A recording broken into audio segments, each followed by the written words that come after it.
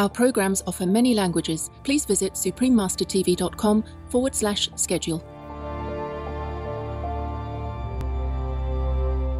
Judging others is always inaccurate, because no one knows what has occurred and is occurring in the soul of him who is being judged. Please continue watching for more wisdom of Leo Tolstoy, vegetarian.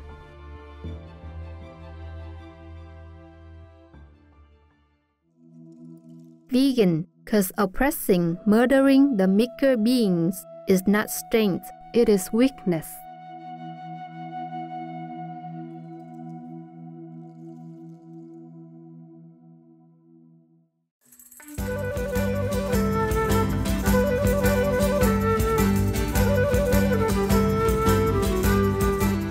Helirter. It means how are you in Tatar, one of the official languages in Tatarstan. I'm Marat. The content people of Tatarstan wish you excellent spirits and eternal blissfulness in God's loving grace.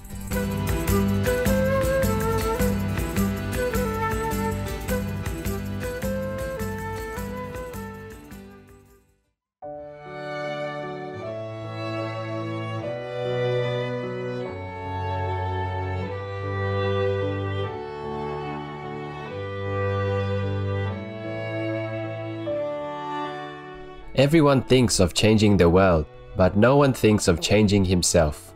This insightful saying by Leo Tolstoy is a valuable reminder for all of us to reflect inwardly.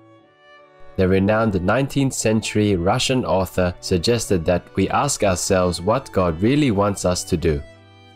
As Leo Tolstoy said, "In the name of God, stop a moment, cease your work, look around you."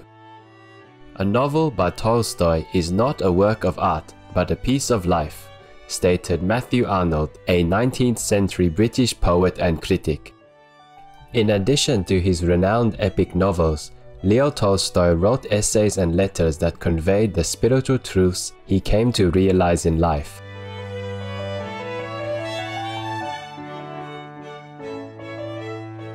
Along with adopting and promoting the vegetarian diet, he became deeply interested in spirituality and living by the ethical teachings of Christ. The concepts he conveyed through his writings about peace and the fulfillment of God's will greatly influenced 20th century leaders like Mahatma Gandhi and Dr. Martin Luther King Jr. Supreme Master Ching Hai spoke about the uplifting nature of Leo Tolstoy's work during a group meditation session with our association members in July 1997 in Los Angeles, USA. Because Tolstoy was a practitioner, That's why when you read his story, almost a story about spirituality, about God, and very happy, very positive. It's very good to read him, to read his book. You try it. If you haven't, you try. You can read more, Such thing is very good for you. Discerning viewers, we would like to continue sharing with you the insightful wisdom of Leo Tolstoy from an excerpt of his book The Pathway of Life, called The Spoken Word, Volume 2. The Spoken Word. Thou shalt not judge. Judge not, that ye be not judged. For with what judgment ye judge, ye shall be judged. And with what measure ye mete, it shall be measured to you again. And why behold thou the mote that is in thy brother's eye, but consider not the beam that is in thine own eye? Or how wilt thou say to thy brother, Let me pull out the mote out of thine eye, and behold, a beam is in thine own eye? Thou hypocrite, first cast the beam out of thine own eye, and then shalt thou see clearly to cast out the mote out of thy brother's eye.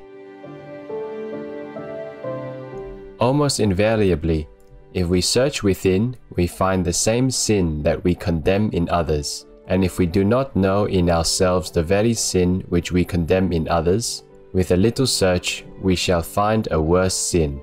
The moment you begin to judge a man, Bear in mind not to say anything evil, even if you know this evil thing for a certainty, but particularly if you are not certain of it and merely repeat the words of another. Judging others is always inaccurate because no one knows what has occurred and is occurring in the soul of him who is being judged. It is well to agree with a friend to stop one another as soon as either commences to judge his neighbor, and if you have no such friend, make such an agreement with yourself. To condemn people to their face is evil because it offends them, and to condemn them behind their back is dishonest because it deceives them. The best thing is not to seek anything evil in people and to forget it, but to seek the evil in our own self and to remember it. A witty condemnation is offal disguised with a savory sauce. The sauce conceals the offal, and without noticing it, you are apt to fill yourself with loathsome things. The less people know of the evil acts of others, the stricter they are with themselves. Never listen to a man who speaks evil of others and well of yourself. He who traduces me behind my back fears me. He who praises me to my own face despises me. People are so fond of backbiting that it is hard to abstain from condemning those who are absent in the desire to please one's listeners. But if men must be pleased, try to set before them a different sort of a treat rather than something so harmful both to yourself and to those whom you would please. Harmful effects of unrestraint in words. We know that a loaded gun must be handled carefully, but we refuse to realize that a word must be handled with as much care. A word may not only kill, but also cause evil that is worse than death. Offenses of the body arouse our indignation: gluttony, fighting, adultery, and murder. But we regard lightly the offenses by words: censure, insult, gossip, the printing or writing of harmful and corrupting words. Yet the consequences of the offenses with words are much graver and more far-reaching than the offenses of the body. The difference is only this: the effects of an offense of the body are instantly noticeable, but the evil of word crimes we cannot observe because their effects are removed from us by distance and time. There was once a large gathering of over 1,000 people in a theater. In the midst of the performance, a silly fellow bethought himself of a practical joke and shouted the one word, "Fire!" The people rushed to the doors.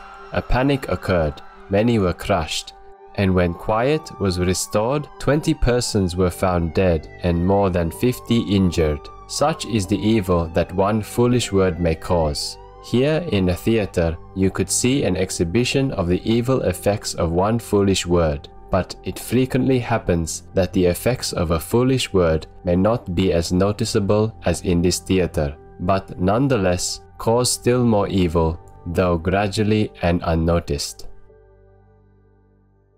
Nothing so encourages idleness as small talk. If people only observed silence without resorting to the idle trifles with which they seek to banish the tediousness of idleness, they would find idleness intolerable and go to work. To speak evil of others harms three people in one: him of whom evil is spoken, him to whom evil is spoken, but most of all, him who speaks evil of others. Judging people behind their back is harmful, especially for the reason that the criticism of the defects of a man, which related to him face to face might be useful to him, is hidden from him to whom it might do good, and is communicated to those to whom it can only do harm by arousing a feeling of ill will towards him who is judged. You will seldom regret to have kept silence, but how often do you not regret to have spoken, and how much oftener would you regret if you but knew all the consequences of your words? The more anxious you are to speak, the greater the risk that you will say something evil. Great is the strength of the man who preserves silence, though he be right.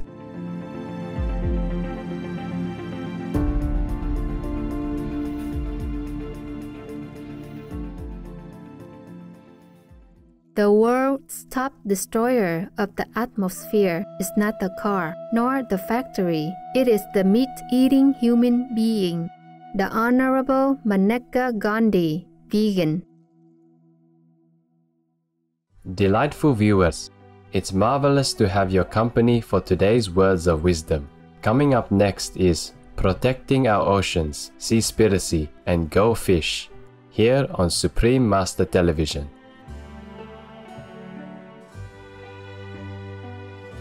May God's love sustain and bless you always. Our programs offer many languages. Please visit suprememastertv.com/schedule and suprememastertv.com/WOW. Nos programmes offrent plusieurs langues. Veuillez visiter suprememastertv.com/schedule et suprememastertv.com/WOW.